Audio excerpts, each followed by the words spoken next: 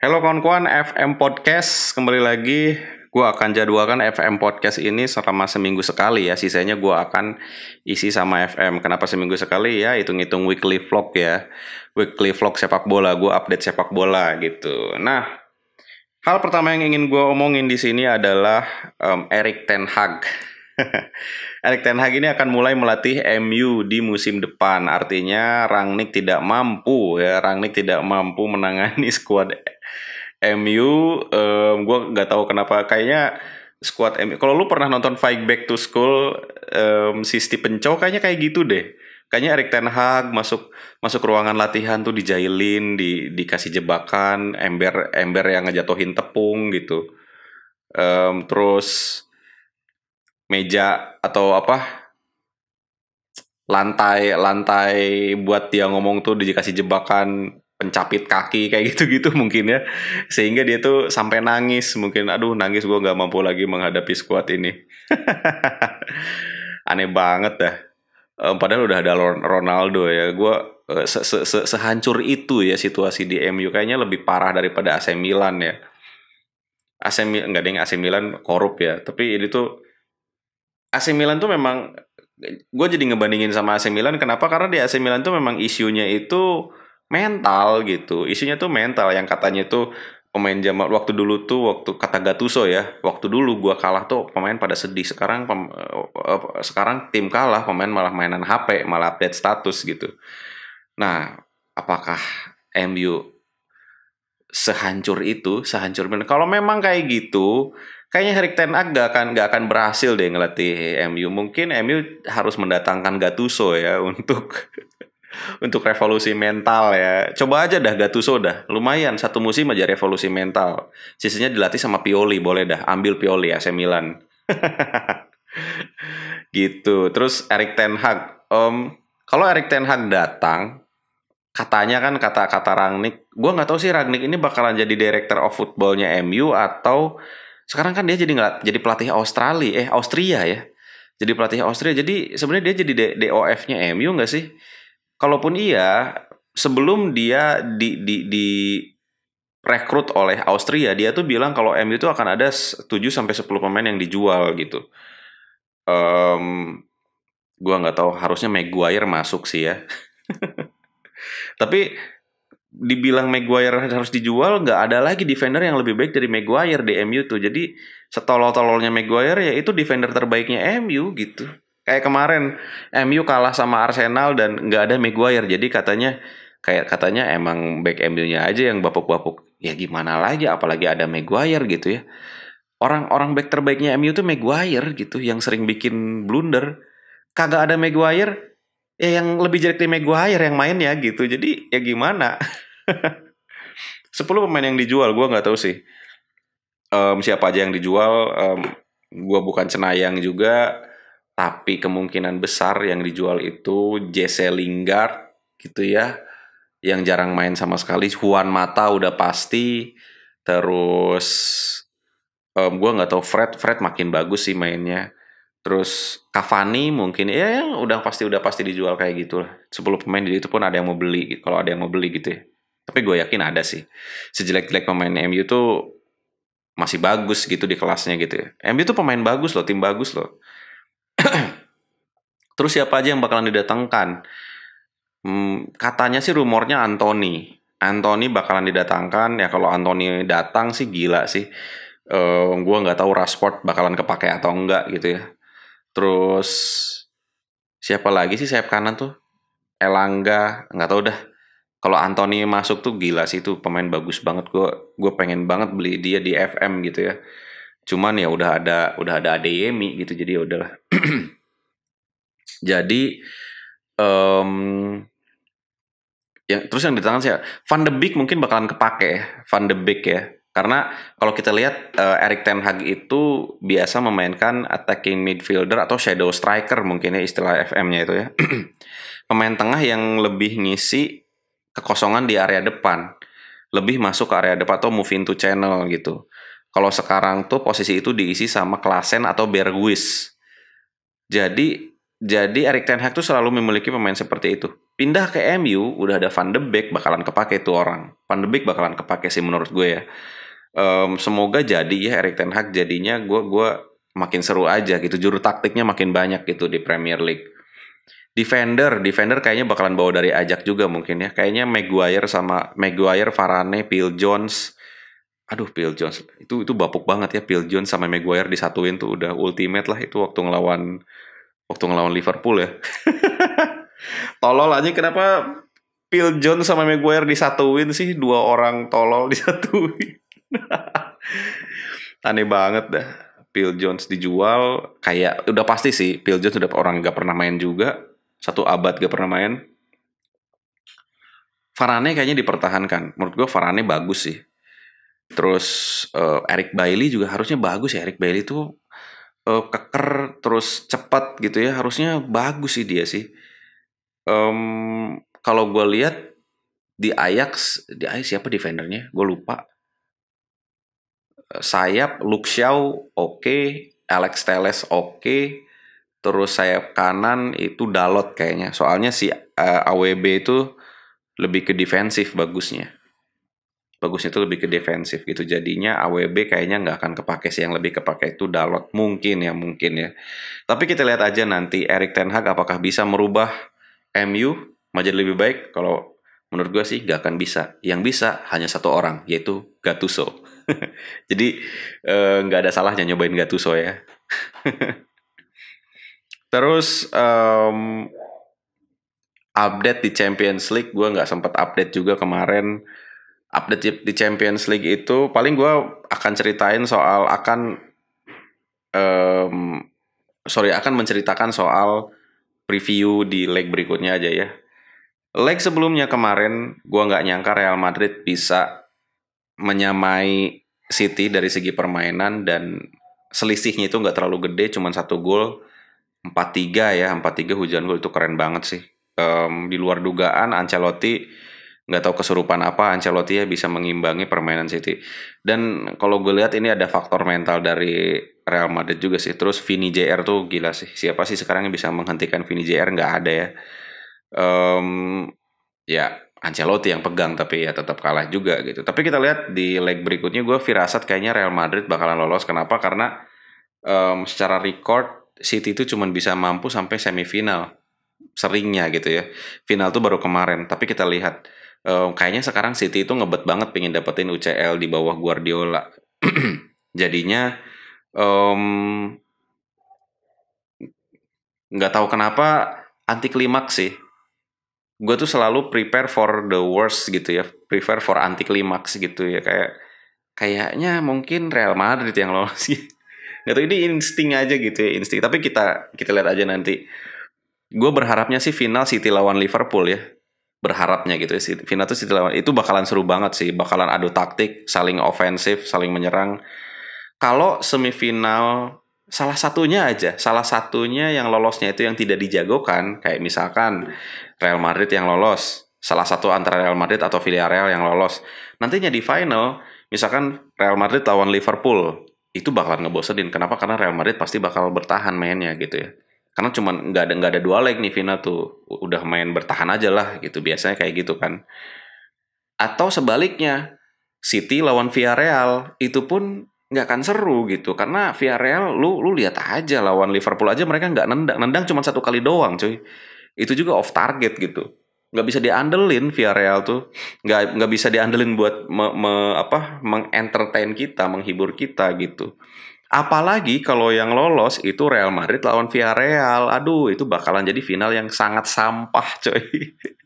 Karena bakalan saling bertahan gitu ya. Dan bisa jadi yang juaranya Villarreal gara-gara adu penalti atau menang 1 gol. Menang 1 gol bertahan, Villarreal yang juara. Aduh sampah banget dah. Kayak gitu udah malas banget gue ngeliat final. Sekali doang lah gue ngeliat final bapuk tuh, yaitu Porto lawan Monaco. Udahlah final paling bapuk tuh, gue nggak mau lagi ngeliat final yang bapuk sebapuk itu gitu. City lawan Chelsea juga sih ngebosenin ya. Gue berharap Liverpool sama City yang berada di final karena bakalan seru. Gue bakalan nonton 90 menit. Dan kalau beralih ke Liverpool dan Villarreal, ngelawan Villarreal, semoga Villarreal gak lolos ya. Harusnya sih gak lolos. Melihat di kandang Liverpool tuh bener-bener gak dikasih kesempatan. Ditekan terus ya mereka ya. Main parkir bis kayak gitu. Terus pasti kan nanti di Villarreal karena pengen ngejar gol, pengen lolos. Mungkinnya Villarreal juga ya. Pasti mereka bakalan nyerang. Nah ketika Villarreal nyerang, udah tuh Liverpool bisa membaca celah kan, bisa bisa memanfaatkan celah gitu, bisa memanfaatkan ruang. Udah Villarreal tamat harusnya sih. Harusnya Liverpool tuh udah dipastikan lolos ya, udah pasti lolos melihat statistik di pertandingan sebelumnya. Tapi ya bola itu bulat kata orang tua zaman dulu tuh, dimana semua kemungkinan akan tetap terjadi. Tapi gue berharap final itu Liverpool lawan City. Gue berharap seperti itu karena bakalan seru gitu. Yang berikutnya gue ya berita duka dari salah satu agent yang sering dibully oleh masyarakat, yaitu Mino Raiola. Dia itu salah satu agent pemain-pemain besar, salah satunya itu Donnarumma, sering diejekin sama fansnya Milan, sering diomong-omongin, sering dijelek-jelekin sama fansnya, katanya si gendut apalah. Astagfirullahalazim, dosa lu meninggal orangnya sekarang. Jadi ya semoga meninggal dalam keadaan baik ya. Semoga ya rest in peace lah ya untuk Mino Raiola, salah satu tokoh sepak bola yang berada di skena sepak bola juga gitu ya, Mino Raiola. Jadi tolong teman-teman AC Milan, fans AC Milan, cukup ya, cukup, oke. Jadi mendingan lu fokus sama pertandingan Milan sekarang aja. Di Serie A, ini bridgingnya oke banget ya. Di Serie A, sorry nih gue nggak begitu sedih ya ngomongin Mino Raiola karena gue nggak kenal sama orangnya juga. Terus gue nggak terlalu update soal agent persepak bolaan, jadi gue nggak terlalu sedih. Tapi gue respect sama agent ini, rest in peace. Semoga keluarga yang ditinggalkan bisa tabah. Oke, next kita ngomongin AC Milan. Ngomongin AC Milan, tadinya gue pengen bikin video kemarin sebelum AC Milan main gitu ya. Cuman gue nunggu dulu dah sampai AC Milan beres main. Kenapa? Karena di pertandingan sebelumnya Inter Milan kalah sama Bologna. Coach Justin kan pernah bilang kalau Milan lawan Bologna aja seri. Bologna itu seri lawan Juventus, seri lawan Milan, mengalahkan Inter Milan, anjir. Emang giant klub, giant team killer gitu sih Bologna tuh. Dan lawan Inter Milan, anjir, lawan Inter Milan. Gak nyangka gue Bologna bisa menang. Arnautovic mencetak gol, dan gol terakhir paling epic sih. Diumpan ke sisi Radu, terus mau nendang gak kena dan gol. Sering-sering lah mainin kiper kayak gitu ya Inter ya, biar meringankan beban Milan gitu loh. Gue sebenarnya sih seperti yang gue pernah bilang di video sebelumnya, gue pengennya Milan juara dengan poin yang telak gitu, kayak Liverpool juara Premier League, bedanya itu berapa poin, 10 poin lah at least gitu ya. Artinya kalau bisa beda poin jauh banget gitu, berarti kan secara permainan, secara taktik tuh udah matang banget, udah ready banget main di Eropa. Sementara sekarang bener banget sih yang dibilang Pioli itu mainnya kurang bagus. Kemarin gue lihat lawan Fiorentina tuh pace-nya lambat banget, terus build up-nya itu kepotong terus, nyetak gol juga kan gara-gara high pressing kan. Jadi gue nggak tahu kenapa kok Milan bisa dapat posisi 1 gitu. Kalau dibilang gerusak-gerusuk ya mungkin high pressing itu gerusak-gerusuk gitu ya. Apakah dengan high pressingnya atau keinginan untuk menangnya atau faktor Maldini atau faktor Ibrahimovic, gue nggak tahu. Tapi Milan sekarang tuh di posisi 1 gitu dengan permainan seperti itu. Gue sih gimana ya? Ya gue happy kalau misalkan Milan mendapatkan Scudetto, tapi gue nggak happy dengan permainannya gitu. Ya wajar banget sama Inter dibantai 3-0 di Coppa Italia. Wajar banget gitu. Ya sama kayak Juventus juga sih. Juventus juga mainnya nggak bagus-bagus banget. Napoli agak-agak oke. Lazio nggak tahu kenapa. Lazio kok katanya main vertical tiki-takanya Saribol, tapi kok kebobolannya banyak gitu. Terus Apalagi sih Atalanta juga lagi jelek-jeleknya. Apa mungkin gara-gara klub-klub lain tuh pada jelek, gua nggak tahu juga. Tapi Inter juga em, Inter yang lagi bagus-bagusnya juga mungkin ya nggak tahu ya, sulit banget untuk mengimbangi atau untuk bukan mengimbangi sih, sulit banget untuk menghadang Milan gitu. Buktinya kan Milan sekarang posisi satu, kayak Inter kok kesulitan gitu ya. Yang mana pemainnya itu lebih baik dibandingkan yang lain ya, terbukti di Champions League juga pencapaiannya lebih tinggi, paling tinggi Inter Milan tuh. Em, Milan menang melawan Fiorentina kemarin gara-gara high pressing, terus si Leo nyetak gol gitu ya. Gue agak-agak deg-degan juga sih biasanya kalau misalkan tim lawan atau tim pesaing kalah di pertandingan sebelumnya, tim kita tuh kalah juga biasanya kayak gitu kan. Dan ternyata Milan bisa memanfaatkan keadaan. Artinya secara mental udah ada perkembangan Milan nih ya. Harusnya sih jangan dilepas ya, udah posisi satu gini jangan dilepas.